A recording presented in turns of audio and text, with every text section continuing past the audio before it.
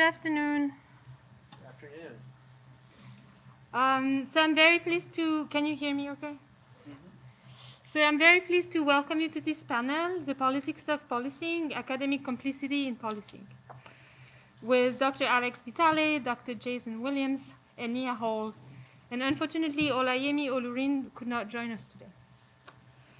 So after the conversation we had this morning about the deep entanglements of criminology with colonialism, imperialism, systems of oppression, exploitation, and extraction, it is only right we turn our attention to policing. It seems particularly adequate to do this here at John Jay College. John Jay was founded in 1964 as a college of police science, COPS. In the years of the civil rights struggle and the anti-war protest, the brutal violence of policing and of cops was particularly exposed. And so the ideas that officers should be better educated in order to, quote-unquote, improve the relationship with the community became more popular in governing circles in search of legitimacy. John Jay College opened in 1965 with a mission of professionalizing the police. Over the years, it has transformed into a liberal art college and gained worldwide recognition as a model for the training of law enforcement personnel.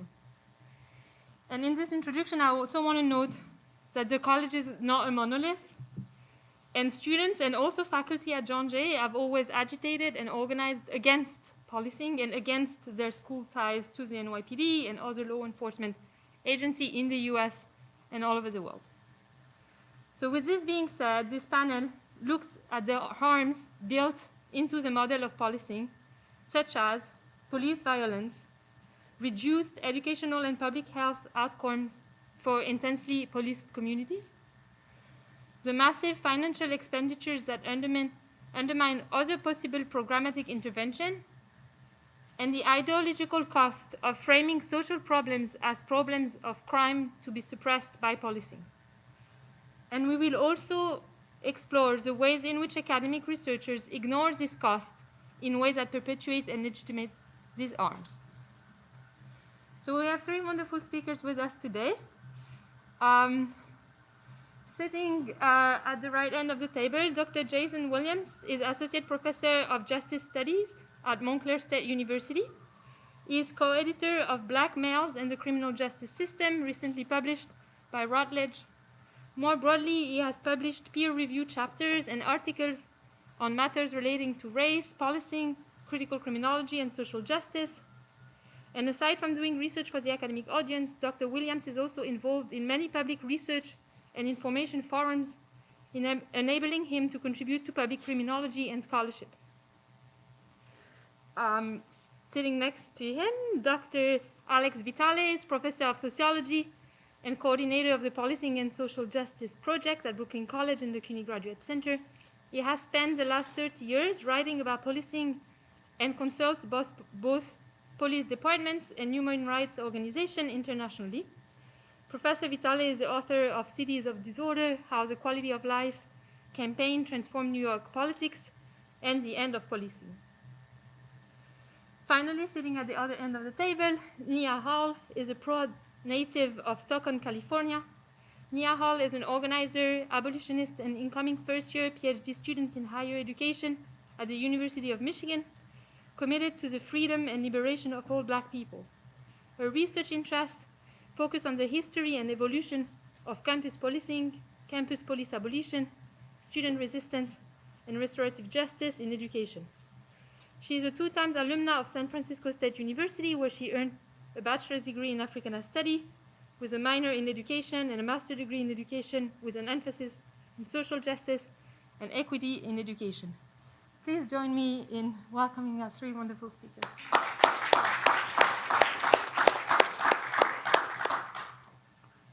So, Dr. Vitale was kind enough to draft a series of questions to guide this discussion. So I'm just going to go off that list of questions, and I'll let the three of you answer whatever order you feel appropriate. So first question is, how have you observed the harms of policing in your own research and practice? And what are some of the structural factors that drive these harms?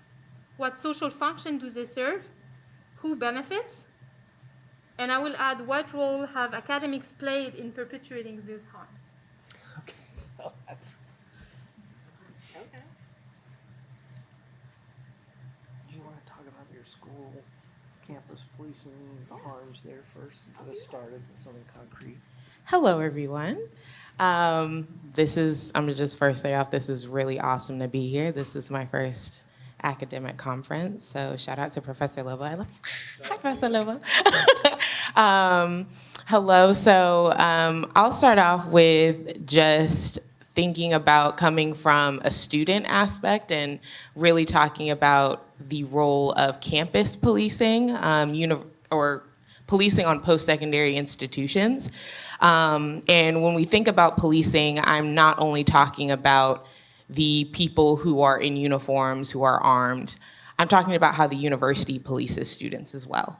When my research really focuses on the history and evolution of campus policing, so not only police officers, but focuses on how the university has created police officers on their campuses to silence student activism. And thinking about how the first university police officers were created by Yale University back in, I think, the late 1800s, and they became really powerful in the 1960s, around the time where my alma mater, the San Francisco State University, kind of led the forefront with the Third Liberation Front, with the moving forward of the establishment of the College of Ethnic Studies, of an Ethnic Studies department, the hiring of more faculty of color, Black and brown faculty, and how police officers were brought there to stop them from occupying halls, from occupying the library, from occupying buildings on campus. So as a student at San Francisco State University, it is a Hispanic serving institution, a lot like John Jay is. And there within our Africana Studies department and our Ethnic Studies department, we are kind of empowered to speak up. We have a very large activist culture on that campus, especially with our Black Student Union, our La Raza, Mecha, our League of Filipino students, our General Union of Palestinian students. Our students of color organizations, we work together.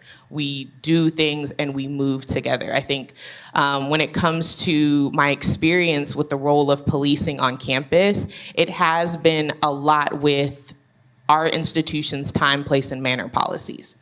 Time, place, and manner policies are the biggest way universities diminish and silence the student voice. And they do it within graduate student organizations. Going to the University of Michigan, I've learned that our graduate students have a union there. Our universities are really big anti-union schools. I did not realize that until I saw how difficult it was for our graduate student union to get a fair living wage. And that is the biggest thing that they are protesting, is a fair living wage. And along with that is the defunding of our campus police department. But I've seen, with being an active member of our Black Student Union, an active member of our Associated Students, which are student government, we have had very difficult abilities to organize outside of school hours. We cannot organize outside of after 5 p.m. We are not allowed to organize unless it's within a specific space. We're not allowed to go into our libraries. We're not allowed to go into our class buildings and cause a ruckus, as I know our former VP of Student Affairs has once said. And even with our police, our actual police officers at our institution, I used to work in residential life. Actually, I do work in residential life as a professional staff member now as a resident director, but I was a resident assistant. We worked very closely with the University Police Department on campus mainly because prior to 2020, UPD would be the first to respond to noise complaints in our apartment complexes. At San Francisco State University, our university bought up apartment complexes for our students. So we have students who live in that housing, but we also have legacy residents who were there before it was bought in the 80s, I think. And prior to that, when a legacy resident, someone who was not a student who lived in that building, had a noise complaint, whether it was about a student or not, but particularly if it was about a student that probably lived next to them, they would call UPD. And a fully armed police officer would show up at that door. It could be a student who was just playing their music too loud. It could have just been a party. It could have just been any random thing where they were just making too much noise. UPD would show up to that apartment, and they don't show up by themselves. They show up with at least one more police officer with them. After 2020, we came together and told them that that is very intimidating, it is scary, and can lead to a violent situation, and it has before. We had a student who was arrested because they were too scared to come out to speak to a police officer when they responded to a noise complaint. So because of that, our university worked with our university police department to then create a course where we were able to, if a legacy resident calls about a noise complaint, they call UPD. UPD then calls our professional staff, and then they call the RA on duty, who will then address that noise complaint with the resident. And so that was just a change, but I think with our institution, especially at San Francisco State, because that's what I know the best, as of right now, I don't know if he's still there, but I think so. Our AVP of campus safety, quote unquote, they put UPD under campus safety, and our UPD is stationed under student affairs. So it makes it and kind of like pacifies what UPD is. But our UPD and our chief of police is a Black man who is an alum of the university, who was a member of the Divine Nine, who was a member of Black Student Union. And that face for our police department on campus really was a mask for a lot of our students of what policing was. It put a Black face on an anti-Black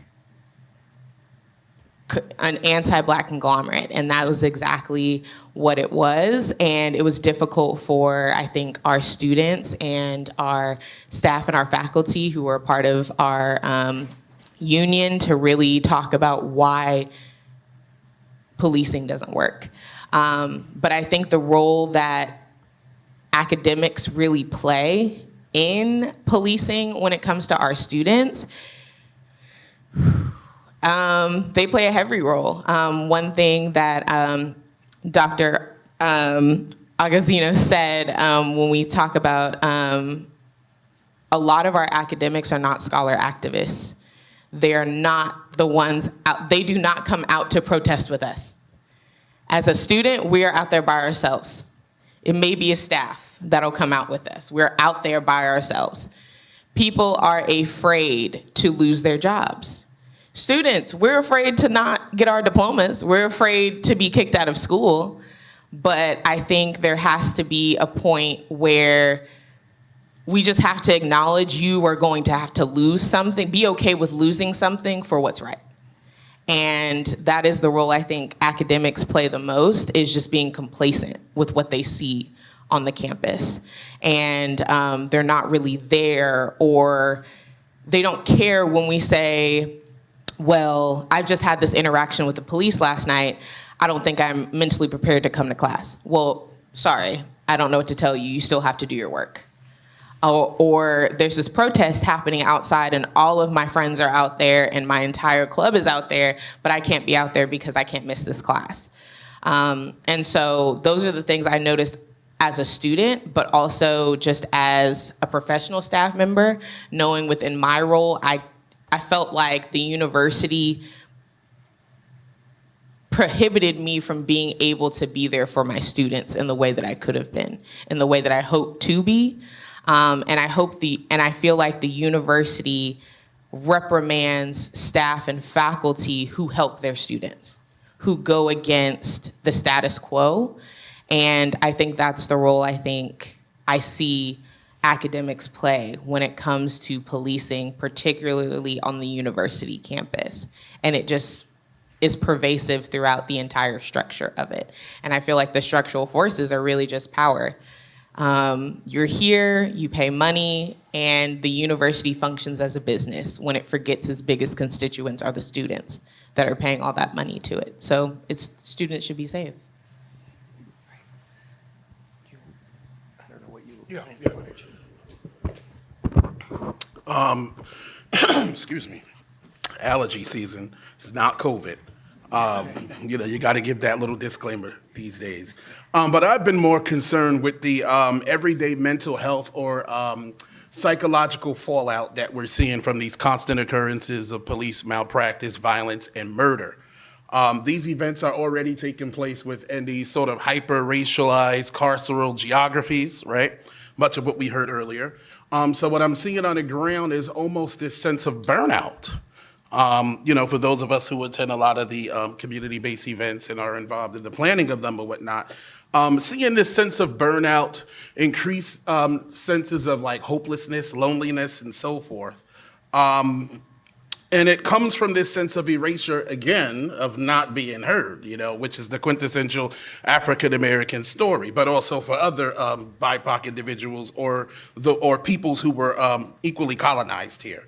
And the window dressing of the Democratic Party in particular, who's always sort of stood as an ally, on these issues, is also becoming increasingly oppressive because it's like a slap in the face.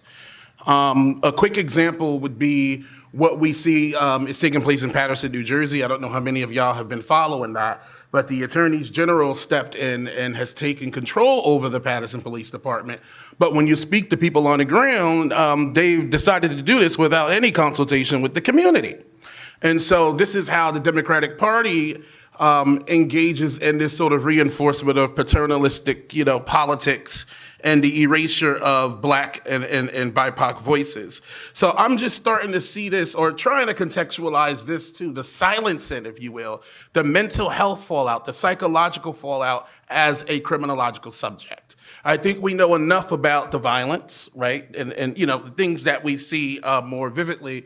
But when I'm out there talking to individuals and conducting some of my own research, that the mental health concerns are just dire, right? And we have to, as criminologists, critical criminologists, begin to theorize more, or at least include in our discourses what that mental health effect is. What does that mean, right? To be in right now at this moment in this society where we are told that more folk of color have voice, right? We're being elected to political office, so forth and so on. The Black Lives Matter movement, right, has sort of become mainstreamed in the aftermath of George Floyd, and yet Black Americans, by and large, still feel erased, right? Despite the fact that this is supposed to be the moment for these types of perspectives to pretty much take center stage. And so again, just looking at some of the paternalism that I'm seeing on the ground from perhaps well-mannered people. I think, the AG in deciding to take over Paterson is perhaps well-mannered. He means well. But again, it misses out on not speaking to the community. I'm skipping a little bit really quickly to the community-based approaches. In Paterson, they have the Paterson Healing Collective, which is headed by fellow critical criminologist Lisa Chowdhury.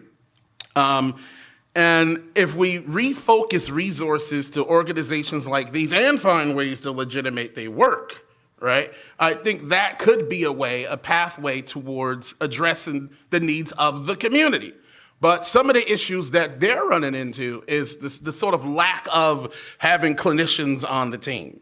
So, and we've had this discussion in New Jersey a million times too with some of our policymakers, but we have to find ways to legitimate the credible messengers.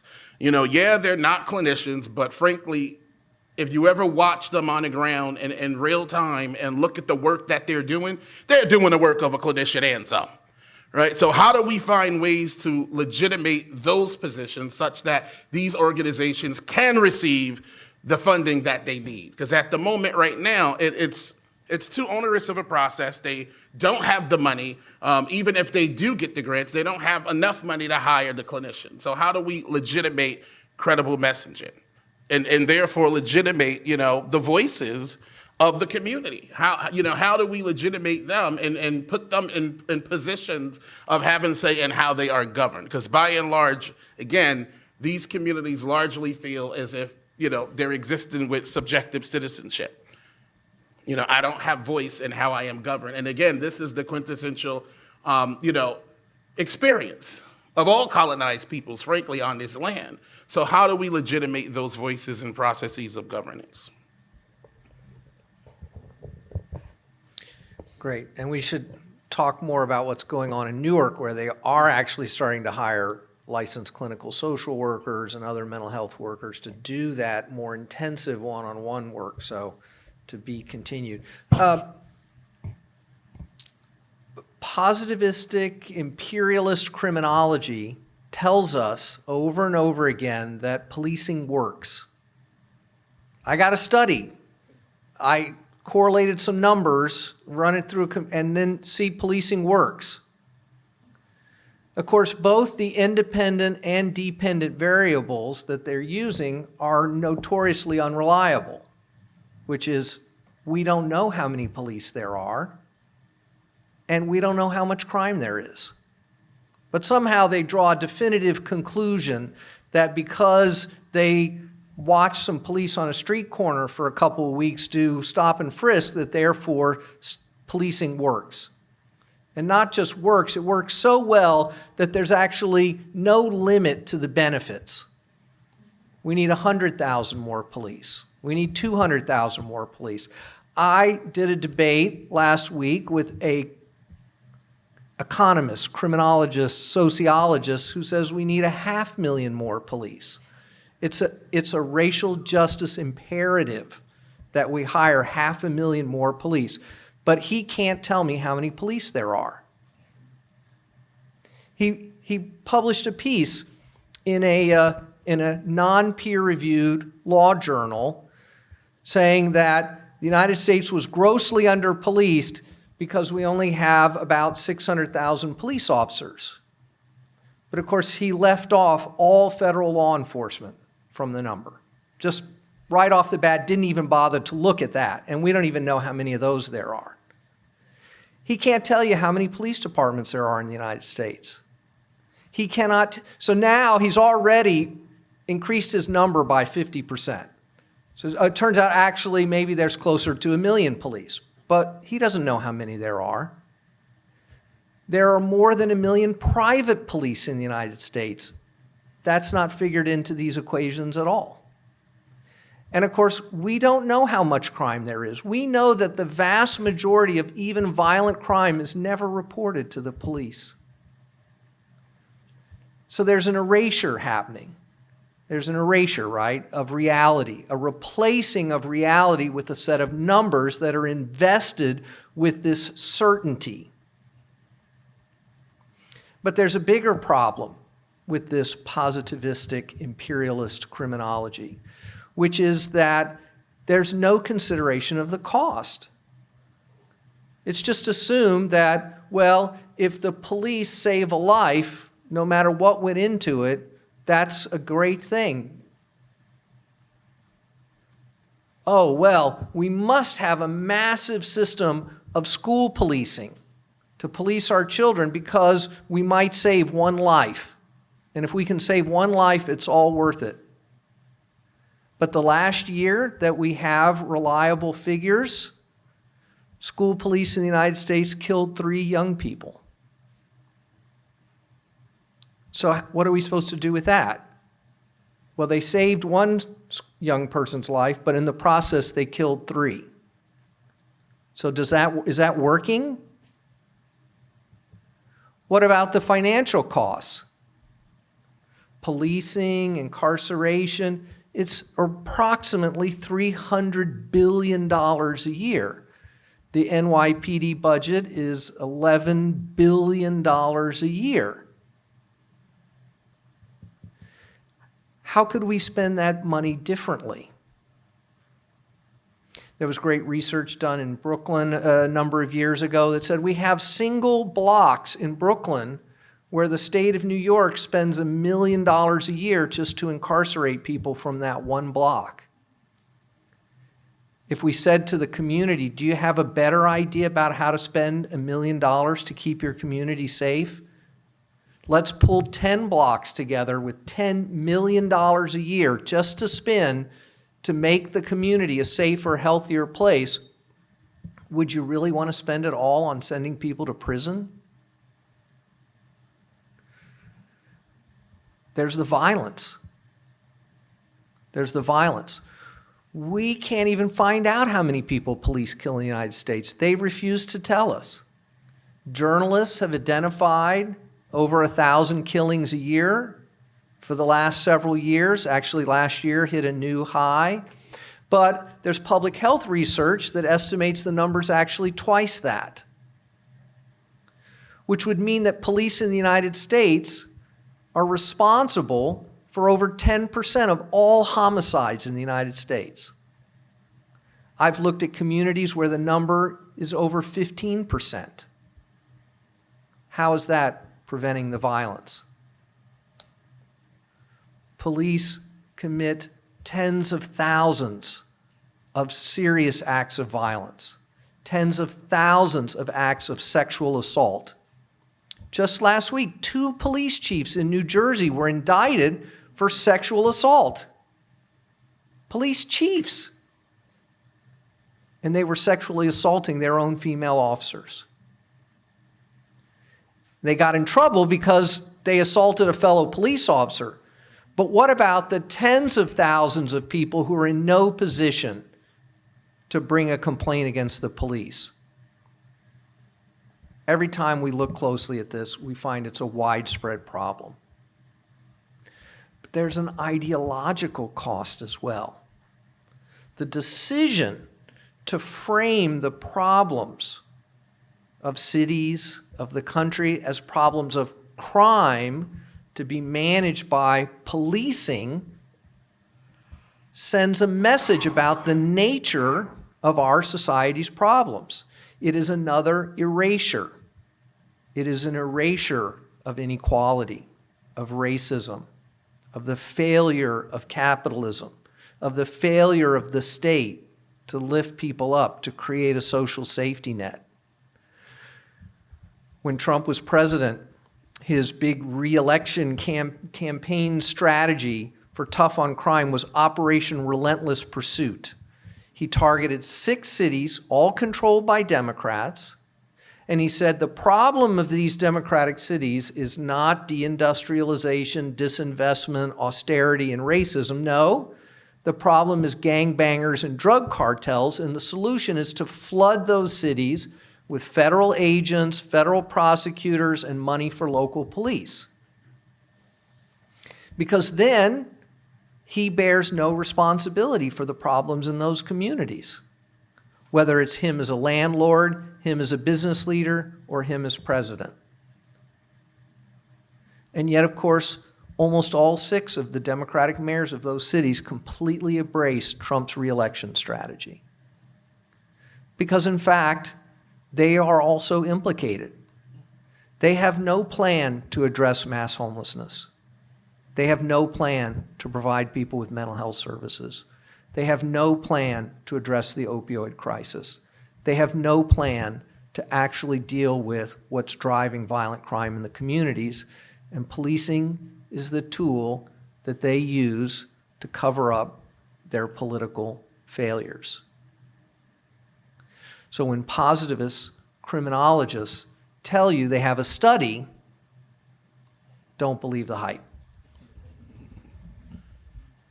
But I think, too, part of the problem, or something else that we need to talk about and center, is this problem of white sentimentalism and how, there is this sort of, we don't often hear it, but we know it is a deeply felt belief that policing as an institution exists for the protection of whites, right? And so, because you talk about this notion of ideology and so forth and so on, and I think that's sort of wrapped up in the, this sort of statecraft of white supremacy and oppression, right? It's what drives a lot of those policies and the protocols, the actions, and so forth. So we really got to have this reckoning, with going back, and now I'm speaking from like the academic context, how we're complicit in this. We have to have this reckoning with telling the truth about our history, right? And seeing history in and of itself, too, as a criminological subject. Many of us who practice within critical race criminology, critical race theory, so forth and so on, understand the grave importance of history, right, as a form of triangulation against what we're seeing today, perhaps. But we have to deal with the fact that, by and large, a lot of white Americans, and despite the raw numbers that we spoke about earlier, that their majority account for the most people who were killed in raw numbers. I think Biko brought that up.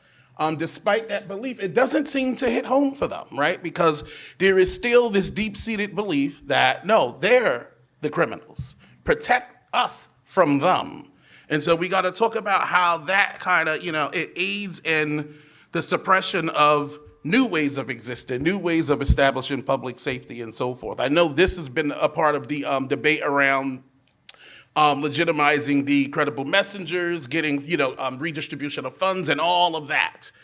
So we have to have those real deep-seated conversations, about the role race has played, right, and how that ideology has interrupted many of these institutions. But then thinking about that too, they weren't built to protect us. They weren't built to help us. And so we have to disaggregate even how we study policing. Right, because policing may mean one thing for white Americans, but it's something totally different for the indigenous population, the black population, LGBTQ individuals, thinking of what happened in Newark. But we have to disaggregate how we even define it and look at policing. Go ahead. Yes, thank you so much. And that was something I was thinking about when we think about so much as policing. I know when we argue it as it protects whiteness. But when we think about how police came about, they were made to protect property and what that means, and the evolution of slave patrols. Like, police are evolved from slave patrols. Slave patrols that caught enslaved black people, which was the property, who were considered property of white people, and brought them back, or put them in jail, or did something to them. That is exactly they are directly linked. And so you look at that and think of the possibility, okay, if a campus police officer is a direct descendant of a slave patroller, what does that make the university? What does that make the university? And how does the university play a role in a black, brown, Asian, Latinx, Hispanic, even a white student's role at that institution? But I think when it comes to thinking about how policing works on the campus or even on the school, it's really thinking about how the university is just a microcosm of the greater community. San Francisco State, we try to market it, our university president tries to market it as the city's university. We are San Francisco's university, or the University of the Bay Area. But people do not realize when our students leave our campus, what happens then? And we are a huge commuter school at San Francisco State. So thinking about that and what does that look like, and how our university police department has a very close relationship with San Francisco PD. I work in Tallahassee at an HBCU, the #1 public HBCU, and I'm not gonna say the name because I really don't want them to be like, oh my God. But I feel like working in Florida, which is actually quite ironic, being from California, going to school at San Francisco State, and now being in a state that's run by Ron DeSantis. It's crazy. I'm leaving. That's why I'm going to Michigan. Just thinking about that and like the attack on critical race theory, the attack on the things that are our communities are trying to bring and trying to emphasize in our universities, that, as was mentioned, like, we are trying to create spaces where things are not necessary. And I think when we talk about abolition, people look at us, or people look at abolitionists as these scary, crazy people, when I think we are some of the most hopeful, some of the most faithful, creative, most imaginative group of people, because we are imagining a new world that exists where everybody is free. When I learned in economics, my first year of undergrad, that economics really exists because, like, economics is scarce. Scarcity exists because there is enough resources for everybody, but unfortunately, it's not given to everybody. 1% owns 99% of everything. And that's what drives economics. And seeing that and hearing that, that's insane to me. And we live in a world where that's normal. So whenever I think about what does policing look like in our communities, as a student in higher education and learning about it, and I've spent so much of my time on campus, I think about, how does our campus mirror our community? Because that's what it's supposed to do. Our campus is supposed to mirror our community. And when we're talking about in the ethnic studies department, especially in Africana studies, like Dr. Biko mentioned, the concept of Ubuntu. That means I am because we are. We are taught in ethnic studies and in Africana studies that we are a community. We are no longer an individual, we are part of a group everywhere we go. I am not by myself, I am with you all, I am with you all. So we have to move as a collective. And that's one of those big things when you think about how do we move forward or anything like that. We live in a very individualistic, selfish society, capitalistic society, which is built on the idea that in order to be rich, someone has to be poor. And that's what people strive for. And I think that's what made me think of just our community being a microcosm, our university being the microcosm of the bigger community, and seeing how both can work in tandem with bringing healing to the entire community. And Why don't we get the next question? which ones? She's gonna. She kind of combined. Yeah, I noticed that. Thank you so much for these powerful observations, invitations. I'm going to move to the second set of questions. So given the structural factors that you have recalled, what is your assessment of the potential effectiveness of the kinds of procedural justice-oriented police reforms currently contained in initiatives like the Justice for George Floyd Act in Congress?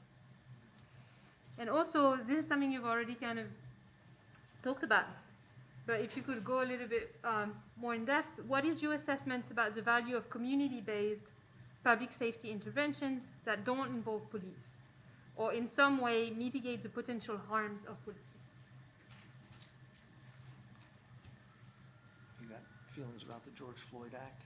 I mean, when we look at the George Floyd Act, again, well-intentioned, right?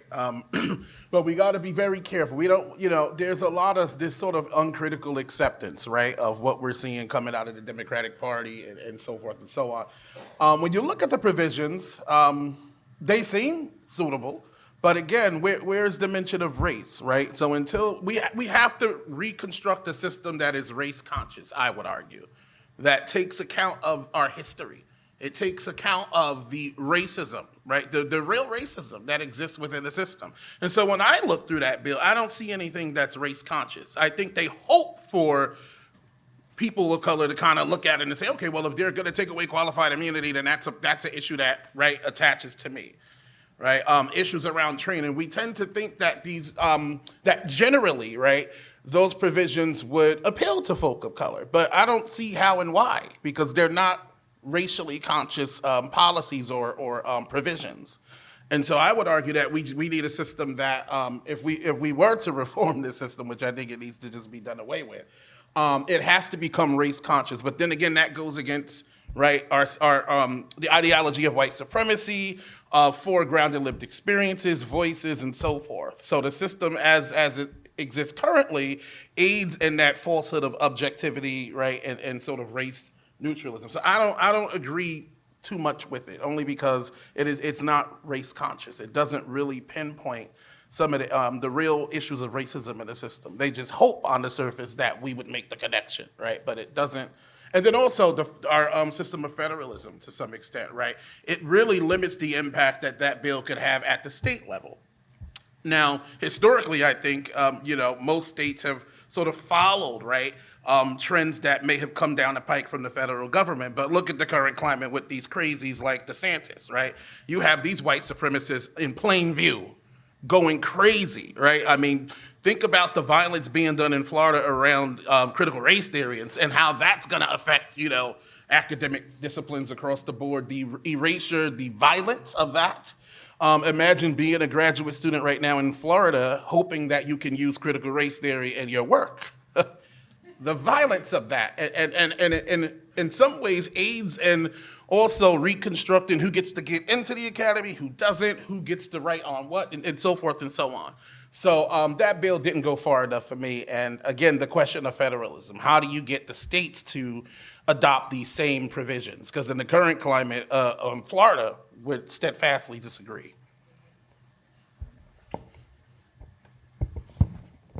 That bill, like President Obama's task force on 21st century policing and a lot of what we hear from big city mayors and police chiefs, is rooted in a particular mission, which is not to produce racial justice, despite wearing a lot of kente cloth. Mm-hmm.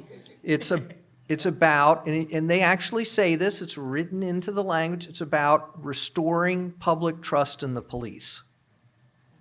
That's the actual goal of these reforms. As if it's your fault for not trusting the police. There's something wrong with you that needs to be fixed.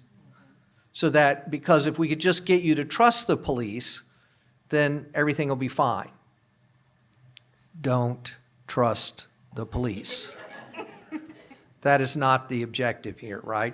The police do not exist to produce racial justice, to produce real public safety for everyone. They exist to produce a notion of order that has historically benefited some people at the expense of the majority of others. And that is the basic function of policing.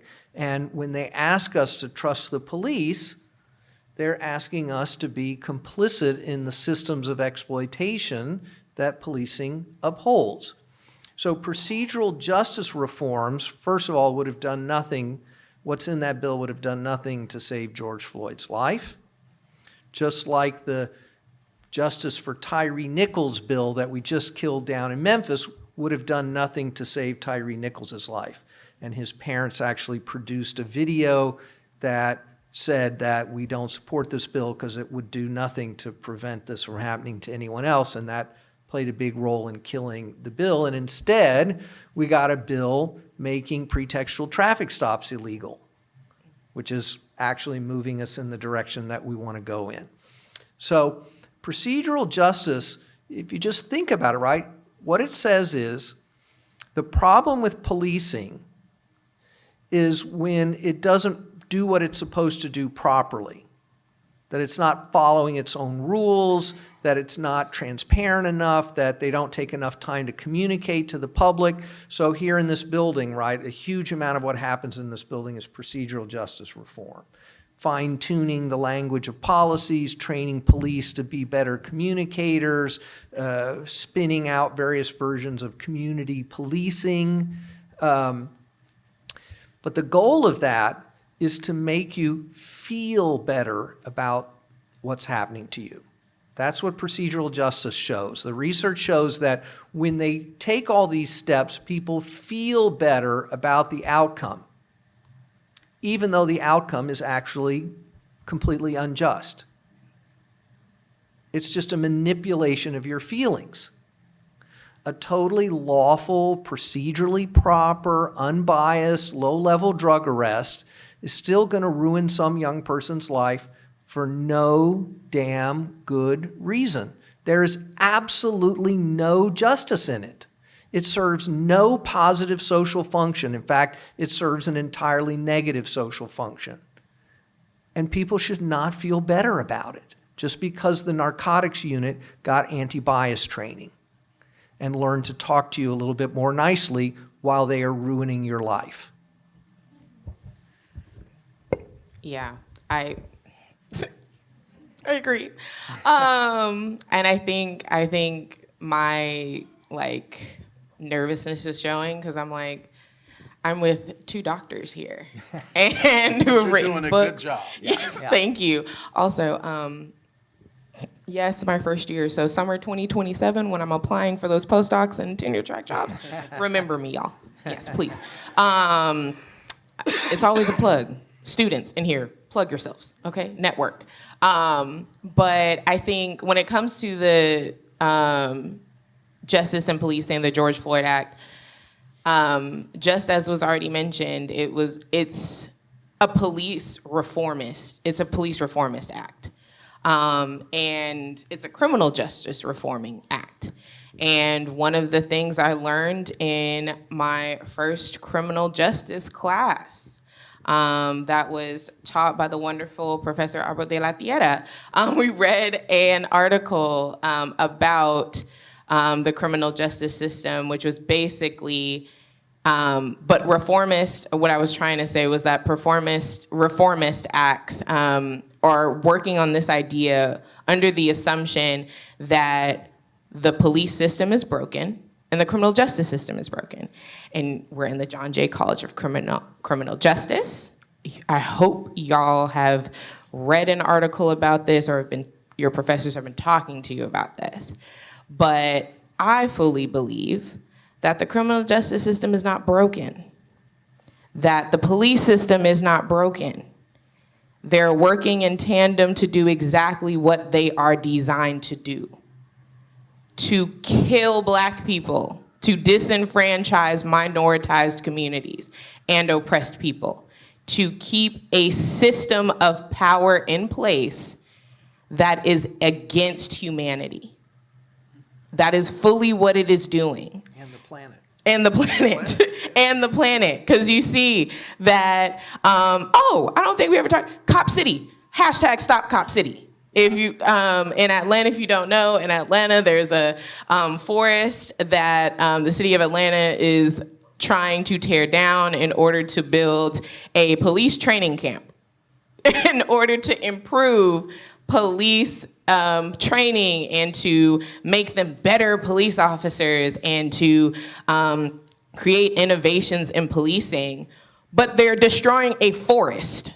Literally a forest.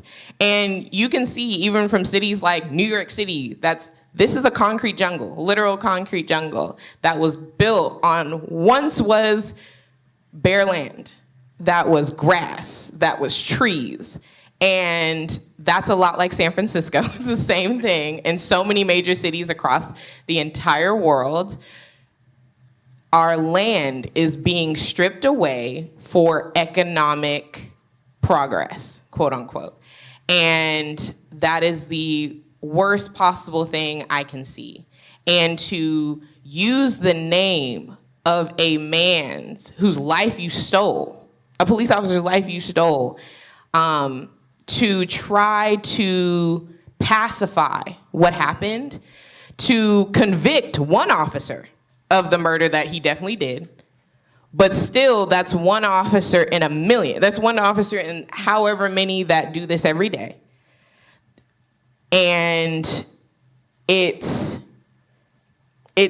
almost a slap in the face to the Black community. It's a slap in the face to the entire minoritized and oppressed people, like communities of oppressed people, and the people that move forward with these movements of justice and defunding the police.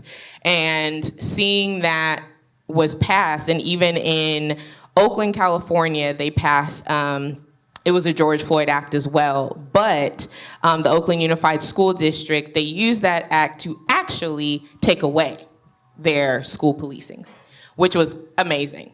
And that was one thing that I saw that should be a precedent for universities and all schools across the country, because they're seeing that police are not necessary, especially when you train up your community right. And when it comes to what it means to train up your community and going into those community-based interventions, again, it goes back to we have to see ourselves as a member of a community. As a member of, yes, when we talk about we want to be race conscious, very much so, but understanding race is a social construct. The only race that really is the human race. But seeing yourself a part of that and seeing yourself, not me just only as a Black woman, I'm a very proud Black woman from the Black community, but Dr. Alex Vitale is my brother. And all of these things we work together to move forward, because at the end of the day, we all have to work together. And then thinking just on the university aspect, what our universities can do, when we talk about defunding our campus police, we are talking about taking first of all, I think our campus police department, if you haven't noticed, getting a campus police budget is one of the hardest things you can possibly do. As a student, as a staff member, as a faculty member. It is hard. You can't look that. It's not on the school website. It's not on the campus police website. You have to look public record to look at what our university, especially as a public university, you still have to look it up. And even a private university, it's hard to find the budget for your campus police department. But when you do find it, as we did for San Francisco State, we saw that they gave over $20 million. They fund over $20 million to our campus police department every single year, while our College of Ethnic Studies is the least funded college on campus, while Africana Studies is the least funded department on campus. We have what our school needs to do and what our universities need to do when we say defunding police. Reinvest that money into more counselors on campus. The CSU system only has one counselor per 1,400 students. What? Hire more Black counselors or Black and brown counselors or counselors that are there for the demographic of our students. Please. We're asking to fund ethnic studies. In California, it is a CSU requirement now, graduation requirement, to take at least one ethnic studies course. That needs to be everywhere. Yes, it does. One ethnic studies course, at least. Make it a minor. Like, just throw it in there. Africana Studies is a sauce, I'm telling you. And we're right next to the Africana Studies department. That's amazing. And funding that, paying our teachers more. Being in a part of Students for Quality Education, which was a student group under our California Faculty Association, which is the union for CSU faculty, I learned, quite frankly, why some of our professors are so difficult to deal with. They're not making any money to feed their family. They're not making any money to feed themselves, to house themselves, especially if you think about the San Francisco Bay Area or even New York City. These are the two most expensive places to live in the world. And people are living on the poverty line. Making $100,000 still makes you poor here because you cannot live comfortably. So when we ask to defund the police, we are asking for you to fund every other life-affirming institution on our campus. Because the police department is not a life-affirming institution. And when you fund the counseling center, when you fund our advising center, when you fund our staff, when you fund our professors, when you fund our teachers of our secondary and elementary school students, when you fund our school lunches, when you fund those things, when you take away our student debt, oh my God, please take away my student debt. we are no longer creating the conditions where police are necessary. We are trying to create a place where police are obsolete. And that is the goal, and that it should be the focus of all of us. And I hope and I pray that this conversation and the conversations that you all are having in your classrooms and in your workspaces are designed around how can we help each other? How can we be a brother and a sister to each other, or a family member to each other for those who don't identify under those binaries? What can we do to be more collective with one another? Build a connection with one another. No longer should we walk past here and not say anything to anybody. It's easier for me to protect my family than it is to protect a stranger, point blank, period. And we even think about it on campus at San Francisco State. We talked about having a student escort program. Instead of having a police escort program, students should be paid. That's how we have a student jobs. We used to have that. Students had jobs where they rode in a cart and they took us back home if we lived on campus and we were on another side of campus. We should be doing that. So it's easier when you think about coming from this framework and under the assumption that I am moving in a collective, everyone around me is here, they love me, they care for me, they trust me, and I do the same for them. It's easy to protect you. It's easy to keep you keep you out of a situation where anyone else needs to discipline you. As a community, we move together. And so I think those are some of the big things when it comes to community-based interventions, what we can do when we say when we want to defund and eliminate policing. I would just add, yeah, please. I would just add rape crisis centers and women's centers are not adequately funded. Yeah. And police-centered strategies just do not work to protect women in those situations. And they certainly don't help women after they've already been victimized. They re-victimize them, they ignore them, they belittle them, right? We've seen this over and over again. I know time must be an issue, so let me just say briefly about community-based strategies. The good news is it's happening. We are winning. Don't believe the mainstream media hype. Just because there aren't people saying defund the police in the streets doesn't mean organizing is not happening, doesn't mean people aren't getting elected to office, doesn't mean the things we're calling for aren't happening.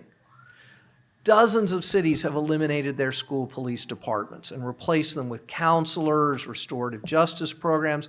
Dozens of cities are creating non-police mental health, homelessness, crisis response teams. The one in Denver that was one of the first of this generation to appear is working so well they can't ramp it up fast enough.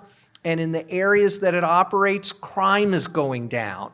We've had high quality quasi-experimental studies that show that in those specific catchment areas, crime is going down because people's needs are being met instead of being criminalized. Dozens of cities are creating new community-based anti-violence initiatives. One of the most exciting of which is Newark, where they took money out of the police budget to create an Office of Violence Prevention and Trauma Recovery. They actually kicked the police out of a police station and put them in trailers around the corner so that the Office of Violence Prevention could have proper offices. They're funding community-based organizations across the city, not here's some money for midnight basketball and here's some money for an art program, but no, integrated, holistic approaches targeting the young people most in need. The ones who are failing out of school, the ones who've been shot, the ones who are experiencing homelessness, the ones who really need the most intensive assistance and who benefit the most from these interventions. Violent crime in Newark is at a 60-year low. While everyone else across the country was having this pandemic rise in murders last year in Newark were down 17%, and shootings were down 30%. This is working. It just needs adequate funding. We hear all the time from people in this building, well, we need a balanced approach. the police are essential, prosecutors are essential, but yes, the community has a role to play. What they mean by a balanced approach is that the police department gets $11 billion and here's $10 million for a community program whose funding is only going to last for 2 years. That's not a balanced approach. That's window dressing. Talk to me about a balanced approach when we have $5 billion for community-based public safety initiatives. Then let's talk about effectiveness. And just really quickly, keeping an eye on the colonization of these community-based, programs and whatnot, because in a lot of communities, they're trying to push this model where these community-based organizations work in concert with policing, and it's just another way to legitimate, right, this very racist institution of policing, and we got to be very mindful of that, right? This money should go strictly to the community-based programs, and it's something we did in New Jersey. I was part of a campaign to abolish the juvenile justice system in Jersey, and we were able to get the legislature to earmark close to about $8 million to community-based organizations, right, who could instead step in, right, instead of the state, and deal with these youth coming home. Our hope is to get rid of all of the, these youth prisons, but in the meantime, we were happy that we were at least able to get them to earmark couple of $1 million, right, to these restorative justice hubs, as we called them. So we got to be mindful of that, right, of making sure that these police departments are not part of that process. Because again, the community still feels, by and large, that they can't trust them, right? There's safety concerns. And then, as I mentioned earlier at the start of this, we cannot forget the psychological and mental health fallout, right? It's often hidden. We don't often see it, but it is there. And it really takes a heavy toll, not only on people as individuals, but on the community as a whole. And that's what makes these processes very similar to what we've seen in slavery, right? Nothing has really changed, just the optics. But qualitatively, it is literally the same experience. And as criminologists, we ought to borrow more from our critical legal scholars. We have to start breaking down the sociology of law, the behavior of these organizations. We have to underscore that more. They do not operate as objective, institutions free from, human involvement or what have you, which is partly why you really can't reform them. And we have to talk about this within the context of us existing in a racist society. So no matter what comes next, we have to be very mindful of that, right? Because this disease of racism infects all of our institutions, all of it, including what can potentially come next. I guess we should cycle into Q&A. I don't think we have any room to ever trust the sincerity of any of these institutions. They're all racist. They're all of that, right? In much of my work, I try to tie it through that same lens, right? Like, okay, whether we're looking at reentry, whether we're looking at, I'm doing a study now on truancy, right? So looking at the welfare state, for instance, it's all part of the same story, right? Which is essentially racial subjugation and perhaps death, right? Murder at the hands of the state. I think for me, Let's see if that goes all the way. hello, yeah. So for me, there's really, when you're in a PhD, there's only so much you can focus on. Mine is really focused on campus police, but it is all types of policing. So how the university, I really study race and racism, anti-Blackness in the university. So not only the police officer, but how the university uses staff and faculty and everything as agents of policing of Black students, but all students as well. That's why it's such an important discipline, right? Because we have to go beyond just these, traditional institutions within the administration of justice. Yeah. We have to look at everything.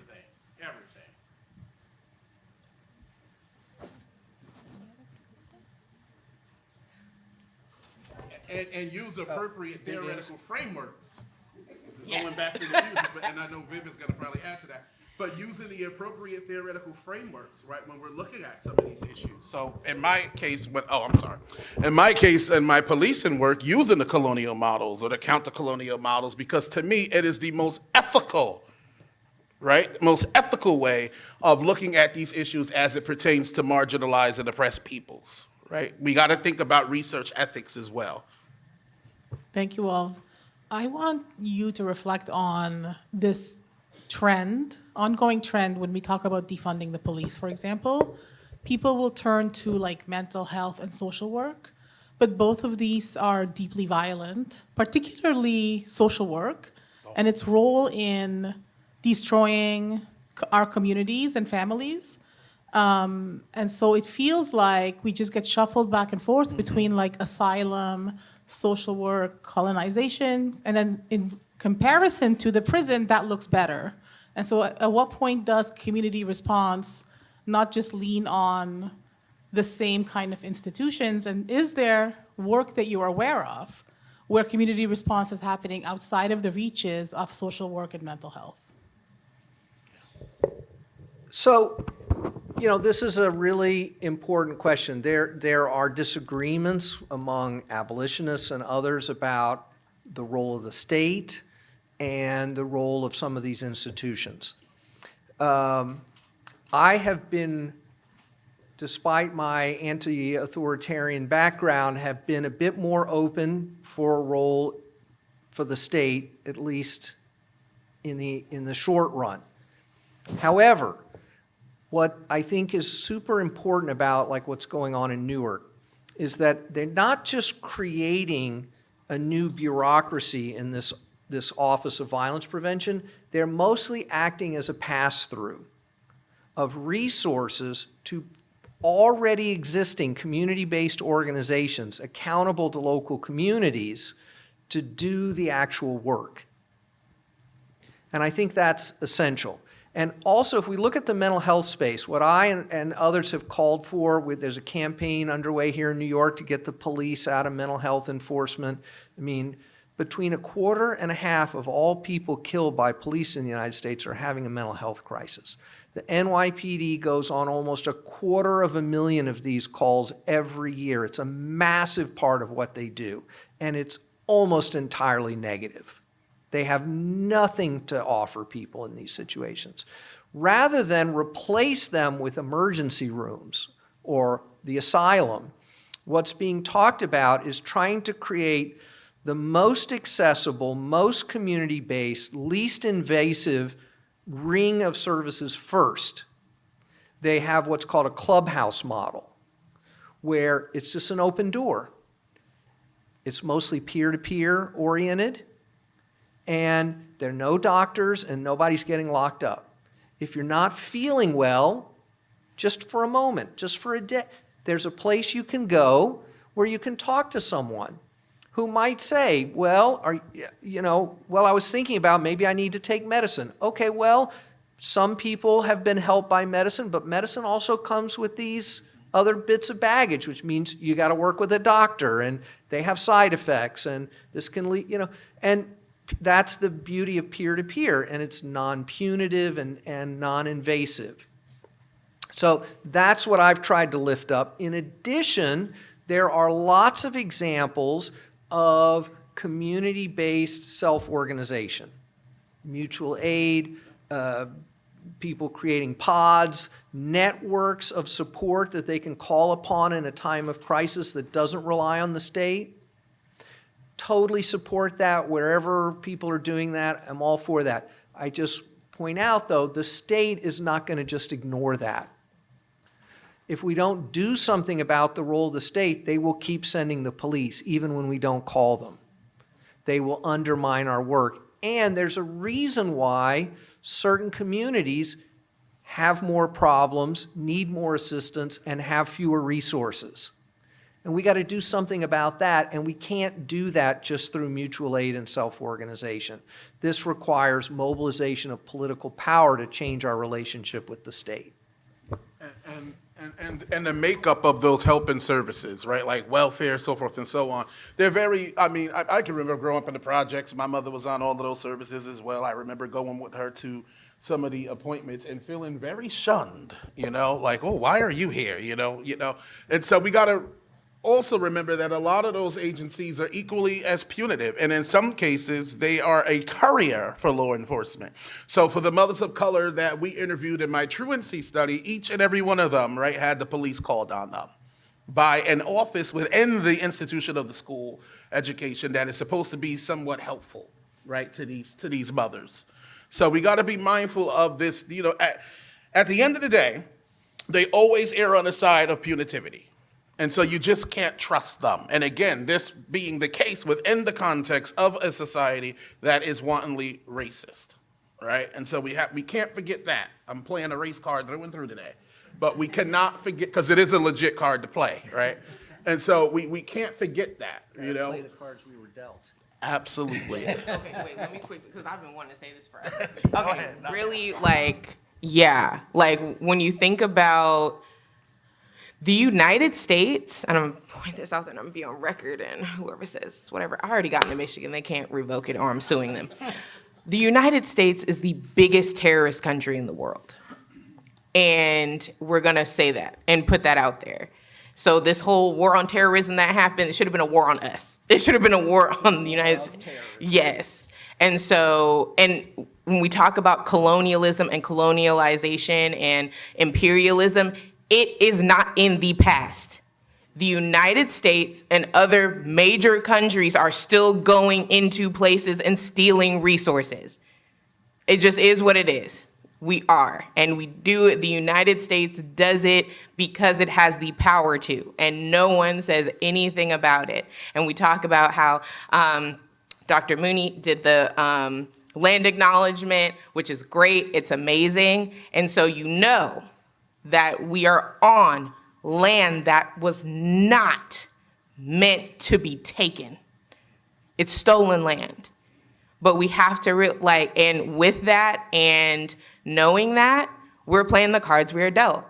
I don't hate America. I don't hate this place because people are like, well, where didn't you go back where you came from? I don't know where. I know I'm from Africa, but it's very much so telling someone that, anyone, whether you are Black, African American, Chicana, Hispanic, Asian American, anything, European American. You took me from my home, brought me into your home. You blew up my house and then stripped me of my knowledge of where I came from and then tell me to go. I'm gonna stay right here. I'm good. I'm good right here. And I'm just going to move forward with what I do know about myself and our self-determination to move forward. So it really is just thinking about, like, we're in a place, no matter what I think structures we put up, there are going to be battles against it. And we just have to keep fighting. But yeah, play the race card all the time. It's my favorite card to play. Yeah. Thank you very much. So I think we can close. Thank you very much to the three wonderful speakers.